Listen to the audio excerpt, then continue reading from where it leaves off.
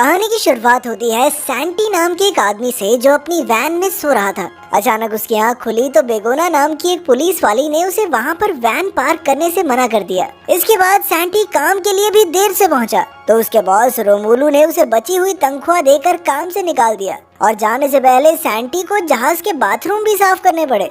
बाद में जब सैंटी अपनी गाड़ी से जा रहा था तो उसका पेट्रोल भी खत्म हो गया, जिसके बाद वो जैसे तैसे गैस स्टेशन पहुंचा जहां वो अपने दोस्त पेड्रो से मिला। सैंटी ने उसे बताया कि उसका अपनी पत्नी मेटी से तलाक होने वाला है। बाद में जब वो वकील से मिलने पहुंचा तो वकील ने उसे और मेटी को बताया कि तलाक के बाद उन दोनों की जायदाद आधी आधी हो जाएगी। मेटी ने कहा कि वो जल्द से जल्द तलाक चाहती है, पर वकील ने कहा कि इसमें थोड़े महीनों का समय तो लगेगा। वहाँ से बाहर निकलकर सैंटी को एक लॉटरी टिकट बेचने वाली औरत ने आवाज दी और सैंटी ने भी मजे मजे में एक लॉटरी टिकट खरीद ली। उसने टिकट अपनी सिगरेट की डब्बी में रखी और चला गया। फिर शाम को सैंटी अपने कॉलेज की रीयूनियन पार्टी में पहुंचा जहां वो अपने दोस्त पेड्रो और मार्कोस से मिला। तभी सैंटी ने मैटी को मारियो नाम के एक आदमी के साथ हंसते देखा। बाद में मैटी ने उसे बताया कि जिस सुपरमार्केट में वो काम करती है मारियो वहाँ का मालिक है, पर सैंटी को इससे काफी जलन हुई और वो अपने दोस्तों के पास चला गया। खैर बाद में सैंटी ने घर आकर सिगरेट्स का डब्बा फेंक दिया क्योंकि वो लॉटरी के बारे में बिल्कुल भूल गया था।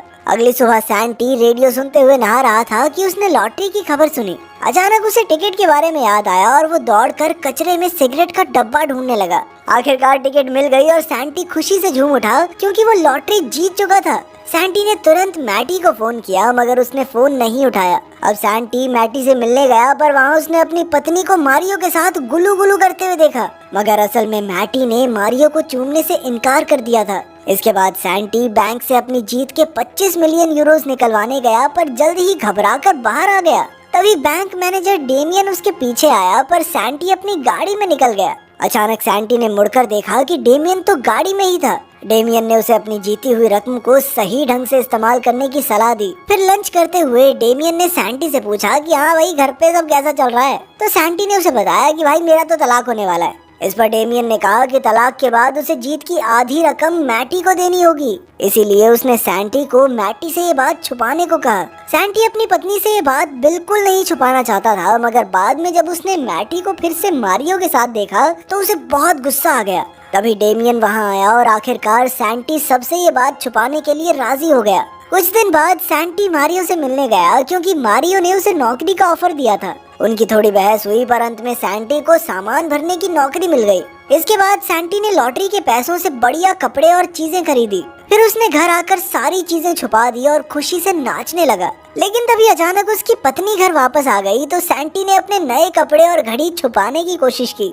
मगर मैटी को शक हो गया कि कुछ तो गड़बड़ जरूर है। खैर शाम को सैंटी जब एक 5 स्टार होटल में खाना खाने गया तो उसे वहाँ क्रिस्टीना नाम की एक सुंदर लड़की दिखाई दी और फिर वो दोनों ही एक दूसरे को देखकर मुस्कुराए। अगली सुबह जब सैंटी की आंख खुली तो वो काम के लिए लेट हो गया था। अब वो जैसे तैसे सुपरमार्केट पहुंचा और उसने अपनी साथी तानिया से माफी मांगी। बाद में मैटी ने उससे पूछा कि वो कल रात कहाँ था। तभी मारियो ने वहाँ आकर सैंटी को डांटा पर मैटी ने बात संभाल ली। अगले दिन सैंटी अरिट्स नाम के एक सर्फर से मिला क्योंकि अब वो भी सर्फिंग सीखना चाहता था। अगले कुछ दिन तक सैंटी ने समुद्र में प्रैक्टिस की और काफी कुछ सीखा। एक दिन रात को सैंटी को पेड्रो और मार्कोस का फोन आया तो सैंटी ने उन्हें सर्फिंग सीखने के बारे में बताया, पर उन्हें लगा कि सैंटी तो डिप्रेशन में आकर ऐसी बहकी बहकी बातें कर रहा है क्योंकि सर्फिंग सीखना अमीरों का शौक है। उन्होंने सैंटी को मिलने बुलाया पर सैंटी ने मना कर दिया, जिससे उन्हें काफी हैरानी हुई। खैर अगले दिन सैंटी डेमियन के साथ रोमुलू की शिप खरीदने पहुंचा।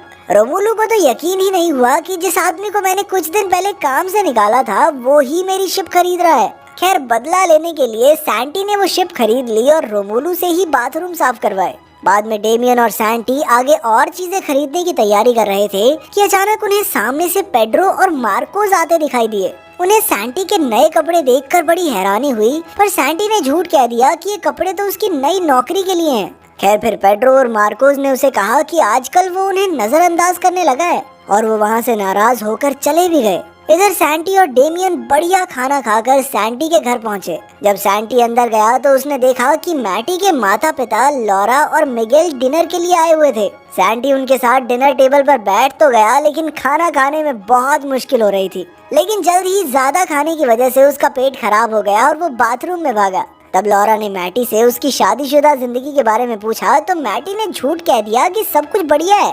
फिर जब सैंटी वापस आया तो मिगेल ने सैंटी की महंगी घड़ी देखी। सैंटी ने झूठ कह दिया कि ये नकली है, ये बहुत सस्ती है। तो मिगेल कहने लगा कि बेटा लग तो बढ़िया रही है, मेरे लिए भी ले आई हो एक। तभी अचानक सैंटी का फोन बजने लगा पर उसने फोन उठाया ही नहीं। जब मैटी ने उसे फोन उठाने को कहा तो सैंटी ने हड़बड़ाकर मैटी के माँ बाप को बता दिया कि वो दोनों तलाक ले रहे हैं। बाद में जब सैंटी वहाँ से वापस जा रहा था तो उसने अपने दोस्तों पेड्रो और मार्कोस को सस्ते बार में शराब पीते देखा। खैर जब वो होटल में बैठकर अपने महंगे महंगे गैजेट्स के साथ खेल रहा था तो उसे काफी अकेलापन महसूस हुआ। उसके पास इतने पैसे थे लेकिन खुशियाँ बांटने वाला कोई नहीं था।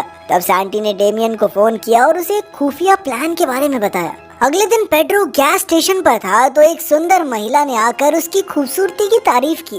बाद में पेड्रो ने मार्कोस को बताया कि उसे मॉडलिंग का ऑफर मिला है। तभी सैंटी वहां आया और जाकर अकेला बैठ गया, पर फिर मार्कोस और पेड्रो ने उसे बुला लिया।